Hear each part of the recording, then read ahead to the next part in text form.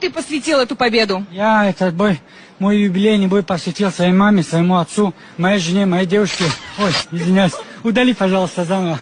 Извинюсь там перед всеми за то, что в прошлый раз я случайно ляпнул, что посвящу этот бой родителям, жене, девушке. Я не хотел этого сказать. Я хотел сказать, что только девушке, только жене.